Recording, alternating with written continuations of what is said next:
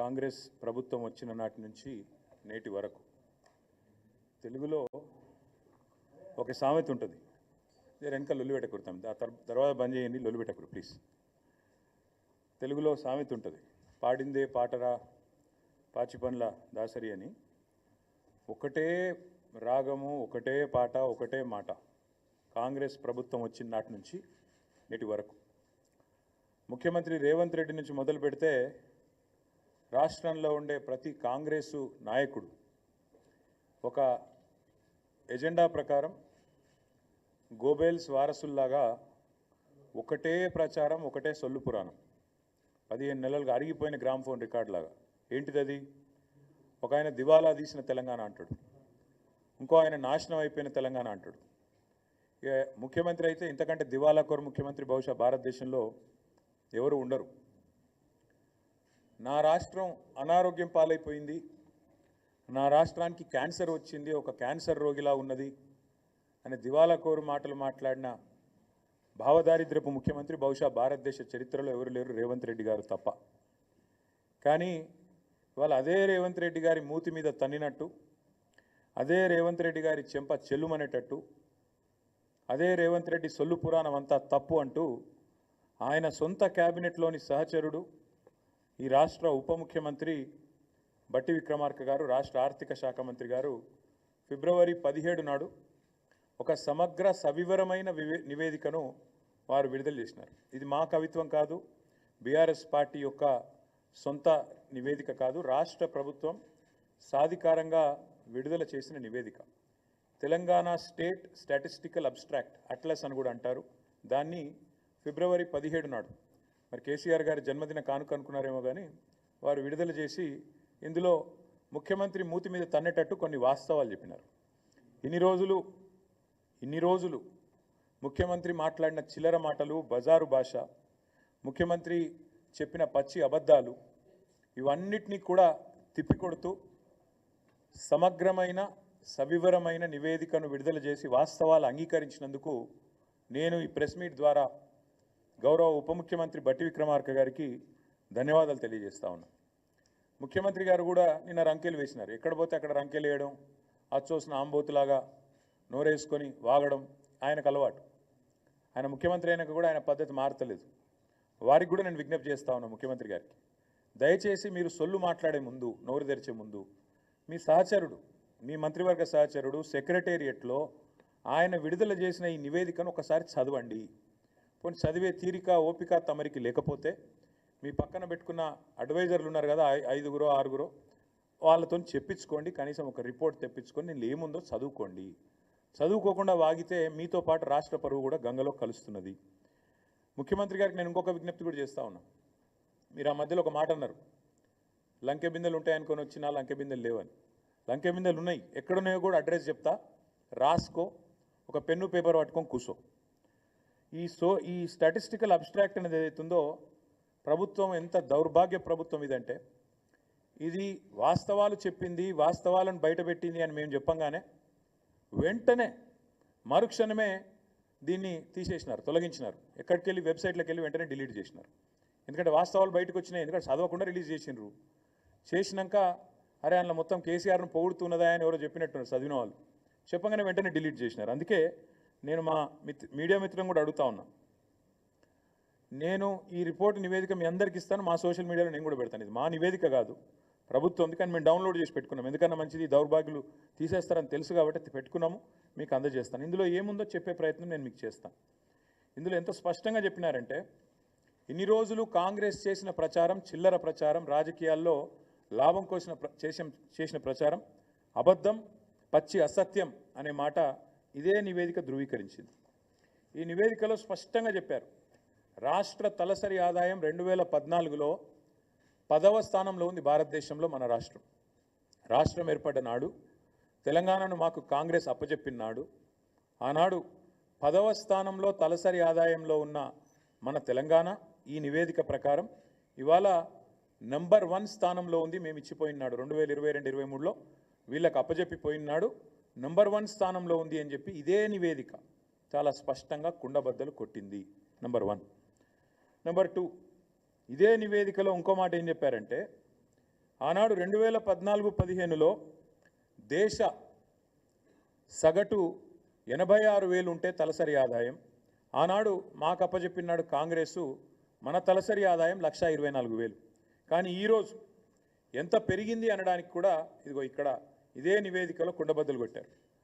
భారతదేశం మొత్తం సగటు తీసుకుంటే 84,000 నుంచి 1,84,000 86,000 నుంచి 1,84,000 పెరిగితే మనది దాదాపు 2 రెట్లు భారతదేశ సగటుతో పోలిస్తే 2 రెట్లు 3,56,000 ఉంది అని చెప్పి ఈ నివేదిక కుండబద్దలు కొట్టింది. అంటే రాష్ట్ర సంపద ఎట్లా పెరిగింది, కేసీఆర్ నాయకత్వంలో దశాబ్ద కాలంగా తెలంగాణ ఎట్లా పురోగమించింది, ఎట్లా దేశానికి ఆదర్శంగా మారింది అనేది ఇదే మాట. తెలంగాణ దివాలా తీసింది అని దివాలా కోరు మాటలు మాట్లాడిన సన్నాసుల నోర్లు మూపించే విధంగా ఈ నివేదిక వాస్తవాలను బయటపెట్టింది. ఇది మరొకటి, ఇదే తెలంగాణ స్టాటిస్టికల్ అబ్స్ట్రాక్ట్లో చాలా స్పష్టంగా రాష్ట్ర సంపద ఎట్లా పెరిగింది చెబుతూ తలసరి ఆదాయం మాత్రమే కాదు, జీడిపిలో భారతదేశానికి కాంట్రిబ్యూటర్గా అంటే దేశాన్ని సాదుతున్న రాష్ట్రాల్లో, దేశానికి బువ్వబెడుతున్న రాష్ట్రాల్లో తెలంగాణ ఎట్లా ఒక పురోగమనశీల రాష్ట్రంగా, ప్రగతిశీల రాష్ట్రంగా, ఒక మంచిగా దేశాన్ని ముందుకు నడుపుతూ మంచి ఆలోచనలతో కులం మతం పేరుతో పిచ్చి పంచాయతీలు పెట్టుకోకుండా అందరికీ మేలు చేస్తూ ఎట్లా సంపద సృష్టించింది కూడా ఇదే నివేదిక ఆవిష్కరించింది.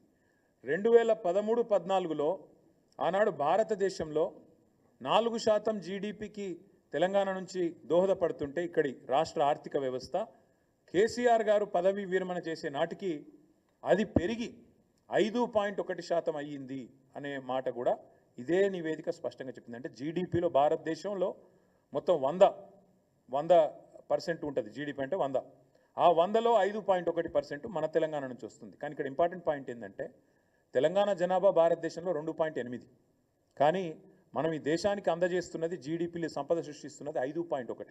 అంటే మనకు కేంద్ర ప్రభుత్వం ఇస్తున్న దానికంటే మనం కేంద్రానికి ఇస్తున్నది దాదాపు డబల్ అనే మాట ఈ నివేదిక ద్వారా నేను మీకు గుర్తు చేస్తా ఉన్నా. ఇది ఇంకొక విషయం, ఇది ఆర్బీఐది, ఇది ఆ స్టాటిస్టికల్ అబ్స్ట్రాక్ట్ లేదు, ఇది ఆర్బీఐది.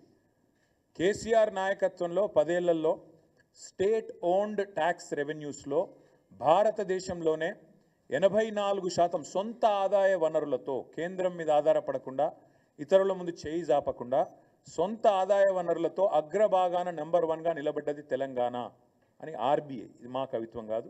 84%, 88%తో అగ్రభాగాన state owned tax revenues SOTR ఇది నెంబర్ 1 అని చెప్పి చెప్తున్నది ఈ నివేదిక.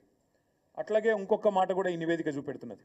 ఏమంటారు ఇందులో, భారతదేశంలో మన స్థానం ఏంటిది GSDPలో మొత్తం ఓవరాల్ సైజ్ అంటే ఈ నివేదికలో ఏం చెప్పారంటే, కాంగ్రెస్ వాళ్ళు మాకు అప్పచెప్పిపోయినాడు ఆనాడు ఈ రాష్ట్రం యొక్క GSDP gross state domestic product 5 లక్షల కోట్లు.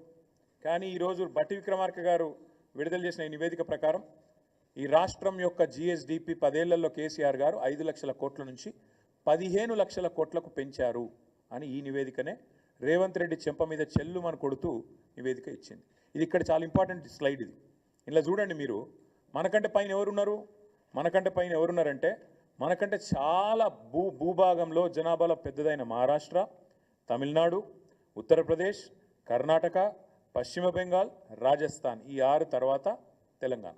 అంటే గుజరాత్ను కూడా తలదన్ని ఇవాళ తెలంగాణ 10 ఏళ్లలో ఎక్కడి నుంచి ఎక్కడికి 5 లక్షల కోట్ల నుంచి 15 లక్షల కోట్లకు GSDP పెరిగింది అని కాంగ్రెస్ ప్రభుత్వం విడుదల చేసిన నివేదిక చెప్పింది. అంటే రేవంత్ రెడ్డి గారు సిగ్గు తెచ్చుకోండి అని చెప్తా ఉన్నా. ఇంకా కొంతమంది సన్నాసులు ఎలక్షన్లో లాభం కోసం మాట్లాడినారు. కాళేశ్వరం అంటేనే కమిషన్ల ప్రాజెక్టు అని చిల్లర వాగుడు, చెత్తవాగుడు, బజారు మాటలు చాలా మాట్లాడినారు. వారికి కూడా ఇదే నివేదిక సమాధానం చెప్పింది. 95వ పేజీ, రేవంత్ రెడ్డి గారు 95వ పేజీ చదువుకో. మీ 95వ పేజీలో ఇదే దీనిలో స్టాటిస్టికల్ అబ్స్ట్రాక్ట్లు ఏం చెప్పిండ్రంటే, రాష్ట్రంలో మరి సంపద పెరిగిందంటే ఎట్లా పెరిగిందంటే మీ వాళ్ళే రాసినారు, మీ ప్రభుత్వమే రాసిన ఈ నివేదిక. To achieve these objectives government has implemented policy initiatives such as flagship Kaleshwaram project and mission Kakatiya to improve irrigation infrastructure, supply 24/7 power to farmers, investment support to farmers under Rythu బంధు.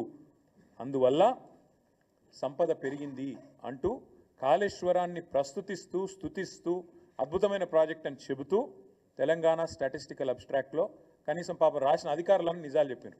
సరే ఈ సన్నాసులు చూసుకోలేదు, విడుదల చేసిన తర్వాత 4 గరుచుకున్నారు, అది వేరే విషయం. ఇంకోటి, ఈ వ్యవసాయానికి సంబంధించి మీ నివేదికనే చెప్తా ఉంది స్పష్టంగా, రాష్ట్రంలో కాళేశ్వరం ప్రాజెక్టు కానీ మిషన్ కాకతీయ లాంటి ప్రాజెక్టుల వల్ల కానీ ఎంత వ్యవసాయ విస్తరణ జరిగింది, ఎట్లా సంపద పెరిగింది. ఇప్పుడు నేను చెప్పాను తలసరి ఆదాయం పెరిగింది అని చెప్పాను, రాష్ట్ర GSDP పెరిగింది. కేవలం ఒకటే సెక్టర్ వల్ల పెరిగిందా? కాదు.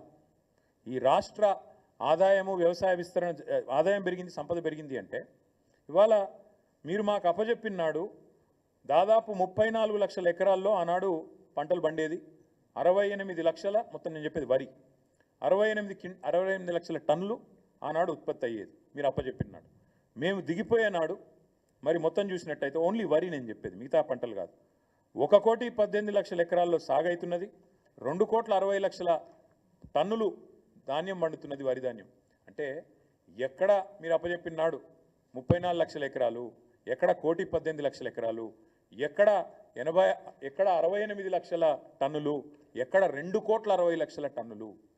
ఇది వ్యవసాయ విస్తరణ జరిగిందా లేదా, కాళేశ్వరం పనికొచ్చిందా లేదా, మిషన్ కాకతీయ కమిషన్ కాకతీయ అయ్యిందా? ఈ సొల్లువాగుడు వాగిన సన్నాసులందరూ దయచేసి కాంగ్రెస్ మిత్రులు చదువుకోండి, మీ ప్రభుత్వం ఇచ్చిన రిపోర్ట్ని నేను కోరుతా ఉన్నాను. IT ఎక్స్పోర్ట్స్ ఆనాడు తెలంగాణ రాష్ట్రం ఏర్పడ్డ నాడు IT ఎక్స్పోర్ట్స్ మీరు మాకు అప్పచెప్పినాడు 57,000 కోట్లు. మేము దిగిపోయిన నాడు IT ఎక్స్పోర్ట్స్ 2,41,000 కోట్లు. ఆనాడు IT రంగంలో మొత్తం మీరు దిగిపోయిన నాడు మాకు అప్పచెప్పినాడు IT రంగంలో ఈ రాష్ట్రంలో ఉద్యోగులు 3,23,000. మేము దిగిపోయిన నాడు 10 లక్షలు, అంటే 3 రెట్లు. అటు వ్యవసాయం పెరిగింది, ఇటు IT పెరిగింది. అట్లాగే మీరు ఆఖరికి యాదవ సోదరులకు, కుర్మ సోదరులకు మేము గొర్రెలు పంచి పశు సంపద, జీవ సంపద పెంచే ప్రయత్నం చేస్తుంటే, దానికి కూడా బీసీలను బలోపేతం చేసే ప్రయత్నం చేస్తుంటే దాని మీద కూడా చిల్లర మాటలు మాట్లాడారు. కానీ ఇది మీరు ఇచ్చిన రిపోర్ట్, షీప్ ప్రొడక్షన్లో number 1 in the country Telangana, జీవ సంపదలో number 1 in the country Telangana. అట్లాగే మీరే మాట్లాడినారు, మేము ఈరోజు కమిషన్ కూడా ఒకటేసినారు, పవర్లో కూడా ఏదో జరిగింది అని, విద్యుత్తులో కూడా జరిగిందని. కానీ మళ్ళీ మీ రిపోర్టే చెప్తుంది మీరు మాట్లాడిందంతా శుద్ధ తప్పు అని. పర్ క్యాపిటా పవర్ కన్జంప్షన్ ఎట్లా పెరిగింది, ఎట్లా విద్యుత్ స్థాపిత సామర్థ్యం పెరిగింది, ఇది నివేదిక. ఎట్లా పెరిగింది ఆనాడు ఎంతుండే మీరు మాకు అప్పచెప్పినాడు పర్ క్యాపిటా ఎనర్జీ కన్జంప్షన్ 1,356 యూనిట్లు. మేము దిగిపోయినాడు ఎంతుంది 2,349 యూనిట్లు. మరి ఎట్లా పెరిగింది? ఇది వ్యవసాయ విస్తరణ జరిగింది, అట్లాగే పరిశ్రమల విస్తరణ జరిగింది, గృహాలలో కన్జంప్షన్ పెరిగింది, నాణ్యత పెరిగింది విద్యుత్తుది, కాబట్టి కన్జంప్షన్ కూడా పెరిగింది. ఇవన్నీ కూడా మీ రిపోర్టే చెప్తా ఉంది. ఇంకొక 2 మాటలు మాత్రం మీకు చెప్తాను నేను. ఫ్యాక్టరీస్ ఇది చూడండి దయచేసి, ఎట్లా పారిశ్రామిక విస్తరణ జరిగింది. IT ఒక్క రంగమే కాదు, పారిశ్రామిక విస్తరణ ఎట్లా జరిగింది, ఎన్ని ఫ్యాక్టరీలు, మ్యానుఫ్యాక్చరింగ్ రంగం, ఉత్పత్తి జరిగింది, ఎట్లా జరిగింది. ఇక్కడ ఈ రిపోర్ట్లో ఏం రాశారంటే నెంబర్ ఆఫ్ ఫ్యాక్టరీస్ ఎన్ని ఉన్నాయి అని చూస్తే మనకంటే పెద్దదైన రాష్ట్రాలు 6, తమిళనాడు, గుజరాత్, మహారాష్ట్ర, ఉత్తరప్రదేశ్, ఆంధ్రప్రదేశ్, కర్ణాటక. వాళ్ళ తర్వాత మన స్థానం, నెక్స్ట్ మనమే. అంటే వీళ్ళకి మనకంటే జనాభాలో, సైజులో, భౌగోళికంగా చాలా పెద్ద రాష్ట్రాలు. కానీ మీ రిపోర్ట్ చెప్తున్నది తెలంగాణలో పారిశ్రామిక విస్తరణ కూడా అద్భుతంగా జరిగింది. వాస్తవాలు ఇట్లా ఉన్నాయి.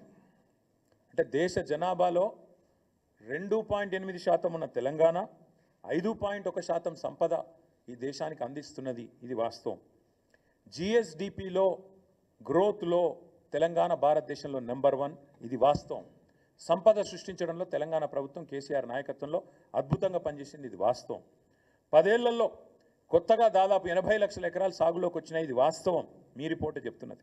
వ్యవసాయంలో జరిగిన అభివృద్ధి గురించి అయితే పుంకాలుగా కాళేశ్వరం వల్ల జరిగిన లాభం, మిషన్ కాకతీయ వల్ల జరిగిన లాభం మీ నివేదికనే చెప్తా ఉంది, వాస్తవాలు, ఇది కరెక్టు. కాంగ్రెస్ వాళ్ళు రిపోర్ట్ చదవండి. దేశ తలసరి ఆదాయంలో ఇవాళ అగ్రభాగాన తెలంగాణ ఉన్నది. 1,84,000 నుంచి 3,56,000 జాతీయ సగటు కంటే డబల్ ఉన్నది అని మీ నివేదికనే చెప్పిన మాట వాస్తవం.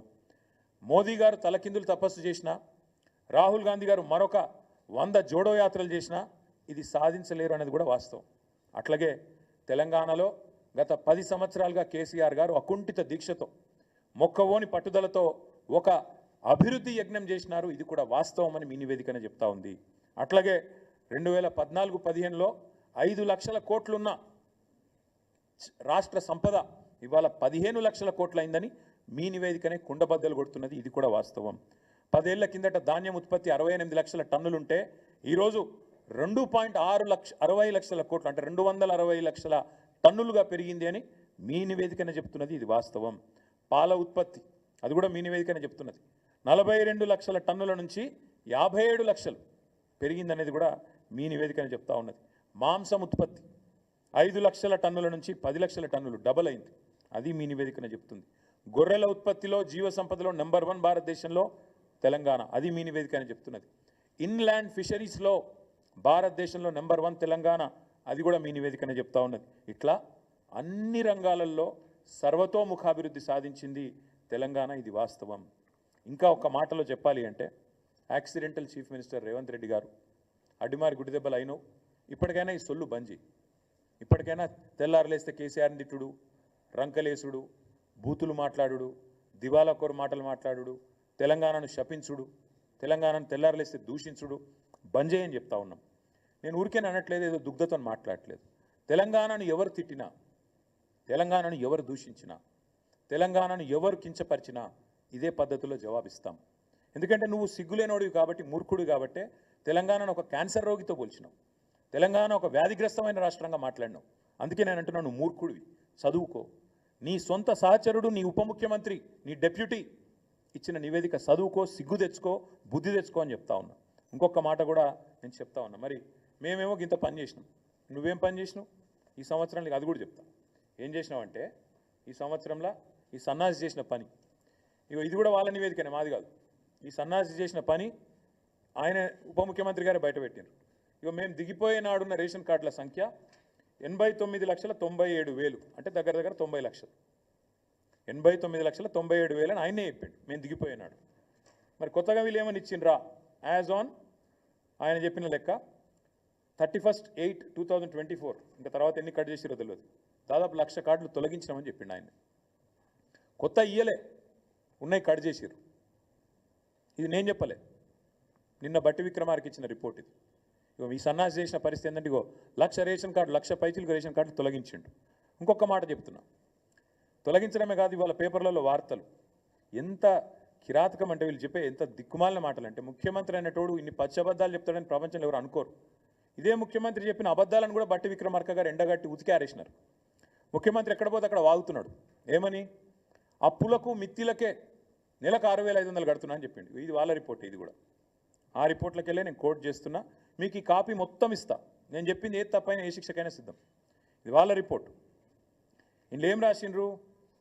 ఇది వాళ్ళ రిపోర్టు. దీని ప్రకారం government of Telangana state accounts as of January 2025 అంటే పోయిన నెల ఈ రిపోర్ట్. ఇందులో ఏం రాసిండ్రు? మిత్తిలకు ఎంత కడుతున్నామని రాసిండ్రు తెలుసా? పోయిన 10 నెలలు మొత్తం ఇప్పటిదాకా కట్టింది ఎంత అంటే 22,056 కోట్లు. 22,056 కోట్లు. నెలవారీ లెక్క కూడా ఇళ్ళనే ఇచ్చిండు. పాపం బట్టి విక్రమార్క అమాయకంగా ఇరుక్కున్నాడు. ఆయన ఉద్యోగం ఉంటుందో పిక్తుందో కానీ నెల నెల కూడా ఇచ్చిండు. నెల మిత్తి ఎంత కట్టినాం ఏం చెప్పిండు ఇలా? పోయిన ఏప్రిల్ 24లో కట్టిన మిత్తి 1,865 కోట్లు, మే నెలలో 3,700 కోట్లు, జూన్లో 5,000 చిల్లర కోట్లు.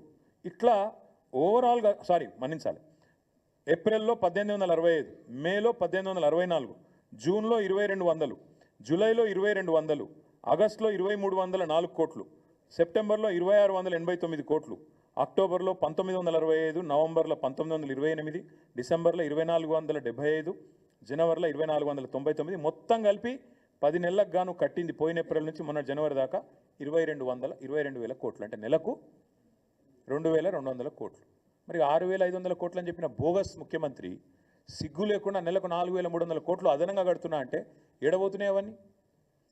టకీమని రైతుల ఖాతాలను అయితే పడతలేవు, టకీమని తులం బంగారం అయితే వస్తలేదు. మరి టకీమని రాహుల్ గాంధీ ఖాతాలో పడుతున్నాయో ఢిల్లీలో చూడాలి. గింత అబద్ధాలు, గింత పచ్చి అబద్ధాలు, గింత దిగజారుడు బజారు భాష ముఖ్యమంత్రి మాట్లాడచ్చా? గిన్ని అబద్ధాలు చెప్పొచ్చా?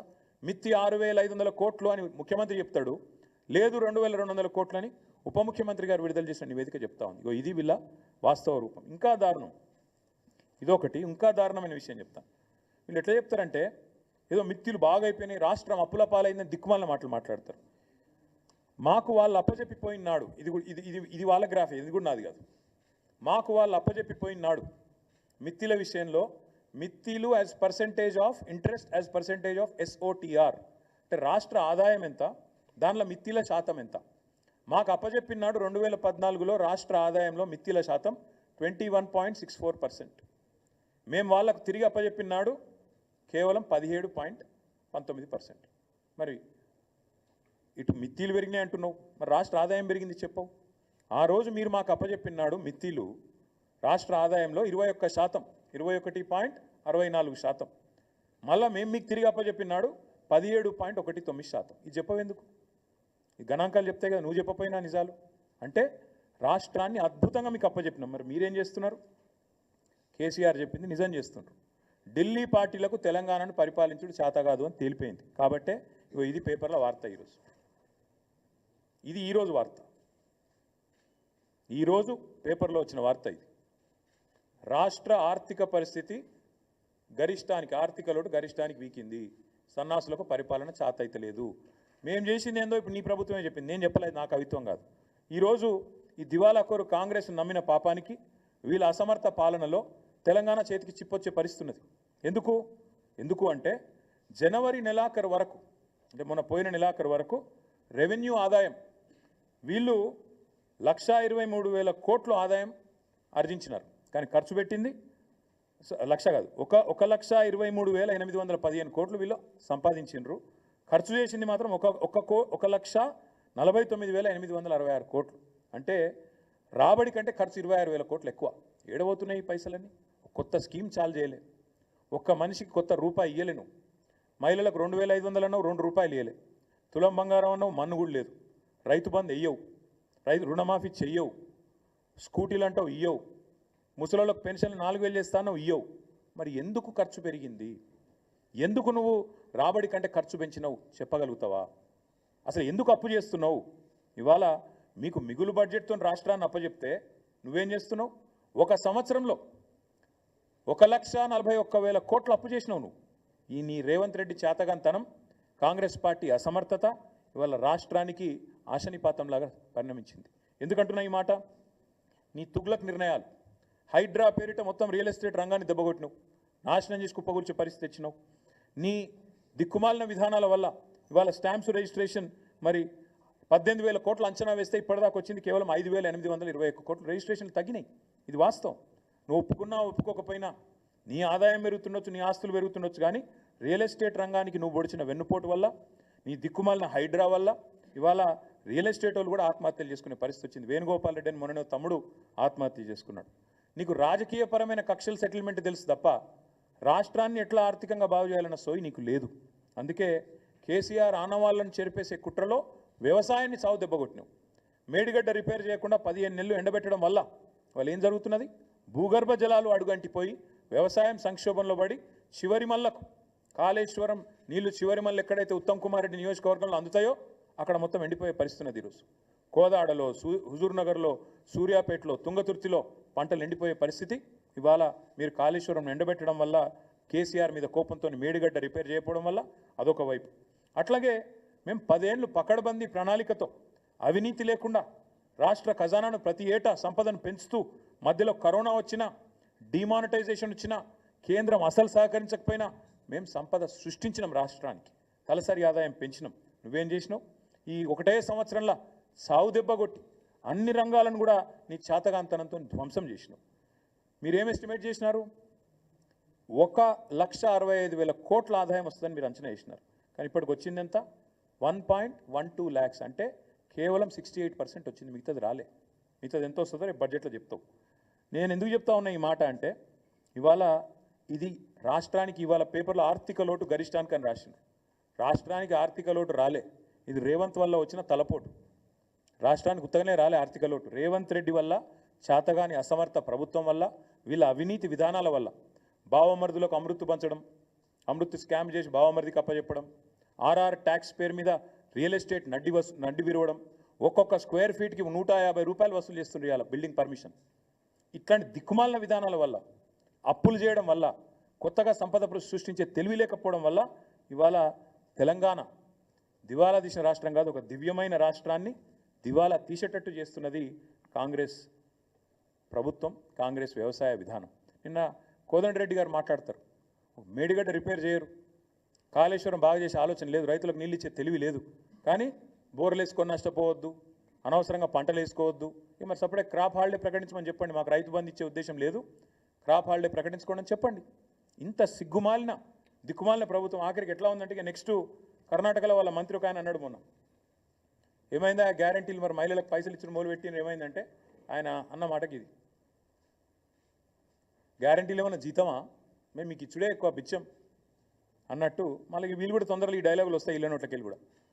ఒక ఫ్రీ బస్సు తప్ప ఇప్పటిదాకా చేసింది ఏమైనా ఉందా ఈ రాష్ట్రంలో? అందుకే నేను అంటా ఉన్నా, రేవంత్ రెడ్డి రంకెలేసుడు, చర్చకు రా, ఇదిరా అదిరా ఇవి కాదు, దమ్ముంటే చేతనైతే అసెంబ్లీలో పెట్టు చర్చ, రాష్ట్రం మొత్తం చూస్తుంది, పెట్టు 2 రోజులు పెట్టు, మైక్ కట్ కాకుండా చూడు.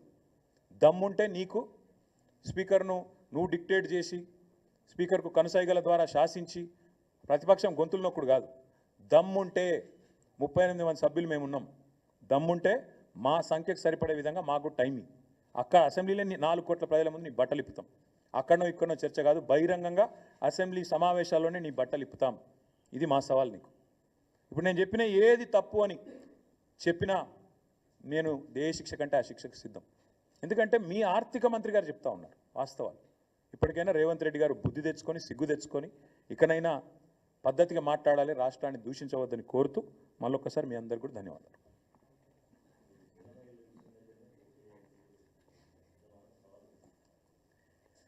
మేము కూడా ప్రతి సవాల్ చేయవచ్చు, ఏముందన్న అందులో. రాష్ట్రంలో రైతు రుణమాఫీ ఎక్కడ 100% అయిందో ఏ ఊళ్ళే ఆ ఊళ్ళే మేము పోటీ చేస్తాం, మేము పెట్టి చేయండి. ఎక్కడన్నా ఒక ఊరు చూపెడతావా? కొండారెడ్డిపల్లిలో అయిందా 100%? కొడంగల్లో అయిందా? మీ అత్తగారు ఊళ్ళో అయిందా? ఎక్కడైంది? నేను కూడా అనొచ్చు, రైతు బంధు మొత్తం పడితే ఆడ పోటీ చేద్దాం అనొచ్చు, తులం బంగారం ఇస్తే పోటీ చేయ అనొచ్చు, నెలకు 2500 ఇచ్చిన మహిళలను ఓటు అడుగు అని నేను కూడా అనొచ్చు, నెలకు 4000 ఇచ్చిన ముసలోళ్ళే మాత్రమే ఓటు అడగాలి, 2000 ఉన్న వాళ్ళంతా మాకేయాలని నేను కూడా అనొచ్చు. ఈ బజారు భాష, చీప్ టాక్టిక్స్, చిల్లర మాటలు, వీటితో ఇంకెన్ని రోజులు టైంపాస్ చేస్తారని నాకు అర్థం కాదు. ఇప్పుడు నేను లేవనెత్తిన ప్రశ్నలు కానీ, నేను చెప్పిన విషయాలు కానీ ఇందులో ఏమైనా తప్పు ఉంటే ముఖ్యమంత్రి, ఉప ముఖ్యమంత్రి, ఇంకో మంత్రి వాళ్ళ వైపు నుంచి ఎవరైనా సాధికారంగా చెప్పగలిగే వాళ్ళు ఉంటే రమ్మనండి. ఇంకోటి అసెంబ్లీలో చర్చ పెట్టండి, 2 రోజులు పెట్టండి, ఇంతకంటే ఇంపార్టెంట్ ఏముంది? బడ్జెట్ సమావేశాలు ఉన్నాయి ముంగట, మైక్ ఇవ్వండి. మైక్ ఇవ్వకుండా గొంతు నొక్కుడు, ఇష్టం వచ్చినట్టు ఒర్రుడు, ఇది కాదు కదా పాయింట్. మేము చాలా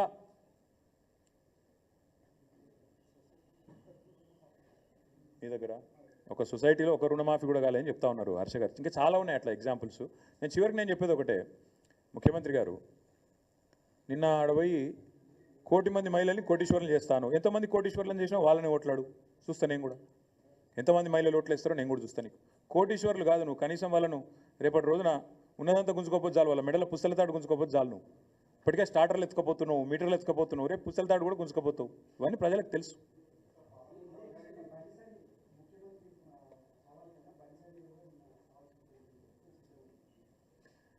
బండి సంజయ్ ముందు ఒకటి చెప్పాలి, అసలు మీరు రేవంత్ రెడ్డిని ఎందుకు కాపాడుతున్నారు? మీరు ఎందుకు రేవంత్ రెడ్డి రక్షణ కవచంలాగా నిలబడుతున్నారు? అందరూ ఇప్పటికే మార్కెట్లు అనుకుంటుంది అంటే ఆర్ఎస్ బ్రదర్స్ అనుకుంటారు. నేను సూటిగా అడుగుతున్నా బండి సంజయ్ని, బీజేపీని, మీ ప్రధానమంత్రి హైదరాబాద్కి వస్తాడు, ఆర్ఆర్ ట్యాక్స్ వసూలు చేస్తుండ్రు అంటాడు, చర్యలు ఉండయి, 150 రూపాయలు పర్ స్క్వేర్ ఫీట్ బిల్డర్ల దగ్గర వసూలు చేస్తుండ్రు. నేను మున్సిపల్ మంత్రిగా పనిచేసిన 10 ఏళ్ళు, మా హయాంలో 0 కరప్షన్, ఇట్లా దిక్కుమాల ట్యాక్సులు పెట్టలేము మేము. నువ్వు ఇప్పుడు 150 రూపాయలు పర్ స్క్వేర్ ఫుట్ మంచిగా నిలబెట్టి వసూలు చేస్తున్నావు, ఇది వాస్తవం. చేతనైతే బండి సంజయ్ని, బీజేపీని చర్య తీసుకోమనండి. నేను ఢిల్లీ పోయినా, ముఖ్యమంత్రి గారు అన్ని నిబంధనలు తుంగలో దొక్కి మీ అమృత్ పథకాన్ని వాళ్ళ బావమరిదికి అప్పచెప్పిండు సృజన్ రెడ్డికి అని చెప్పిన, ఇప్పటి వరకు చర్య లేదు, కనీసం విచారణకు ఆదేశించలేదు. పొంగులేటి శ్రీనివాసరెడ్డి ఇంటి మీద ఈడీ రైడ్ అవుతుంది, అది బ్రహ్మరహస్యం, ఎవరికి తెలియదు, ఈడీ చెప్పది, పొంగులేటి చెప్పడు. అసలు first of all BJP Revanth Reddy ప్రభుత్వాన్ని ఎందుకు కాపాడుతుందండి? ఇంత అవినీతి జరుగుతుంటే అమృత్లో, ఆర్ఆర్ ట్యాక్స్ రూపంలో, ఈడీ రేట్లలో మొత్తం కోట్ల రూపాయలు దొరికినా ఎందుకు బయట పెడతలేరు? ఎందుకు రేవంత్ రెడ్డిని కాపాడుతున్నారు? మీకేంది మొహమాటం? మీకున్న ఆబ్లిగేషన్ ఏంది? రేవంత్ రెడ్డి గారు ఏమైనా లోపాయికారు ఒప్పందం ఉందా? ఏమైనా అండర్స్టాండింగ్ ఉందా? చేరుతా అన్నాడా మీ పార్టీలో? ఏంటి చెప్పండి. అసలు ఆ మాటలు మాట్లాడకుండా ఏదో సొల్లు మాటలు తెల్లారలేస్తే ఆయన ఈయన తిట్టినట్టు, ఈయన ఆయన తిట్టినట్టు, రాహుల్ గాంధీ కులము, మోడీ కులము, ఇవి కాదు కదా ప్రజలకు కడుపు నింపేది. మేము అడుగుతున్నాం సూటిగా, నువ్వు చెప్పు, రేవంత్ రెడ్డిని ఆర్ఆర్ ట్యాక్స్ విషయంలో ఎందుకు ఉపేక్షిస్తుంది బీజేపీ? ఎందుకు నీ బావమరిదికి అమృత్ స్కీమ్ మొత్తం 1100 కోట్ల స్కామ్ చేసినా రేవంత్ రెడ్డిని మీరు కాపాడుతున్నారు? అది కేంద్ర ప్రభుత్వ పథకం అమృత్. ఎందుకు సృజన్ రెడ్డి షోదా కంపెనీకి అప్పజెప్పినా ఎందుకు నీ ప్రభుత్వం కాపాడుతున్నది రేవంత్ రెడ్డిని? ఎందుకు రేవంత్ రెడ్డి గారి మంత్రివర్గంలోని పొంగులేటి మీద రేడైతే ఈడీ 4 నెలలైనా ఎందుకు మాట్లాడది? ఏంది బ్రహ్మరహస్యం చెప్పగలుగుతారా? ముందు బండి సంజయ్ని దమ్ముంటే కేంద్ర హోంశాఖ సహాయ మంత్రి అయినా చెప్పమను, తర్వాత మిగతా విషయాలు మాట్లాడచ్చు. ఇక ఆయనకు తెలివి లేదు, ఆయనకు పరిజ్ఞానం లేదు, ఏదో మాట్లాడుతుంటాడు, ఒరుతుంటాడు, బతుకుతుంటాడు. నాకు తెలియదు కదా, నాకు విషయం తెలియదు. ఒకటి మాత్రం పక్క, ఎస్ఎల్బీసీయే కాదు, సుంకిశాల కూలిపోయింది. పాపం ఒక ఆయన గవినోళ్ళ శ్రీనివాస్ అని ఆర్టీఐ యాక్టివిస్ట్, మహబూబ్నగర్ జిల్లా, ఆయన అప్లై చేసుకున్నాడు. సుంకిశాలలో ఎంత నష్టం జరిగింది, ఏం జరిగిందని. అది దేశ భద్రతకు సంబంధించిన రహస్యం ఇయ్యమంటారు. ఎవరిని కాపాడుతుంటారు రేవంత్ రెడ్డి? ఎవరినైతే గతంలో ఇష్టం వచ్చిన బూతులు తిట్టిండో, ఆంధ్ర కాంట్రాక్టర్లని, ఈస్ట్ ఇండియా కంపెనీ అని, వాళ్ళని కాపాడుతున్నావా? ఏంది దేశ భద్రత? సుంకిశాలలో రిటైనింగ్ వాళ్ళు కూలిపోతే దేశ భద్రత నాదేమన్నా? సుంకిశాల పాకిస్తాన్ బార్డర్లు ఉందా? కూలిపోతే దాంతో ఏమో దేశ భద్రతకు ముప్పు వచ్చేందుకు ఎవరిని కాపాడుతున్నావు? సుంకిశాల గురించి ముందు చెప్పు. మళ్ళీ అదే సంస్థకి ఇన్ని కాంట్రాక్ట్లు ఇస్తున్నావు, ఎందుకు ఇస్తున్నావు? ఎవరి కోసం ఇస్తున్నావు? ఎవరి మెహర్బానీ కోసం? చెప్పాలా రేవంత్ రెడ్డి సమాధానాలని? ఎస్ఎల్బీసీ సంగతి నాకు తెలియదు, తెలుసుకొని చెప్పు. స్పష్టంగా చెప్పాం కదా బ్రదర్, మన హరీష్ రావు గారు డీటెయిల్డ్గా చెప్పారు. నిన్న శ్రీనివాస్ గౌడ్ గారు, నిరంజన్ రెడ్డి గారు, జగదీష్ రెడ్డి గారు వివరంగా చెప్పారు. దున్నపోతు మీద వాన పడ్డట్టు వాళ్ళు ఇప్పటివరకు స్పందించట్లేదు. ఏదో ఉత్తరం రాసి చేతులు దులుపుకుందామని చూస్తున్నారు. నీళ్లు పోతుంటే కిందికి తీసుకొని పోతుంటే నిరాటంకంగా, గతంలో కాంగ్రెసే దోపిడీకి తెరదీసింది. పోతిరెడ్డిపాడు పొక్క పెట్టింది కాంగ్రెసే, దాన్ని నిరసిస్తూ రాజీనామా చేసింది టీఆర్ఎస్. హారతులు పట్టిన వాళ్ళు ఇవాళ కొంతమంది బీజేపీలో ఉన్నారు, కొంతమంది కాంగ్రెస్లో ఉన్నారు. నష్టం చేసింది ఖచ్చితంగా కాంగ్రెస్, ఆనాడైనా ఈనాడైనా. బాధ్యత ఖచ్చితంగా కాంగ్రెస్దే. ముఖ్యమంత్రికి మోడీని అడిగే దమ్ము లేదు, ఎందుకంటే మోడీని గట్టిగా తిడితే లోపల వాడిస్తాడు, పదవి పోతుంది, ఆయన భయం ఆయనకున్నది. మేము స్పష్టంగా ఉన్నాం. కేఆర్ఎంబీని మొత్తం అప్పజెప్తాం కేంద్రానికి అంటే, మేము నల్గొండ పోయి బహిరంగ సభ పెట్టి కేసీఆర్ గారు గర్జిస్తే వెంటనే దిగొచ్చి శాసనసభలో తీర్మానం చేసినారు. రేపు మళ్ళీ పట్టుబడతాం శాసనసభలో కూడా. ఖచ్చితంగా కృష్ణా జలాల దోపిడీ విషయంలో ఈ ప్రభుత్వం యొక్క వైఖరిని శాసనసభలో ఎండగడతాం, బయట ఎండగడతాం. కేంద్రము, ఈ ప్రభుత్వం, అటు బీజేపీ ఇటు కాంగ్రెస్ తమ వైఖరి మార్చుకోకపోతే డెఫినెట్గా మా కార్యాచరణ ప్రకటిస్తాం. Thank you.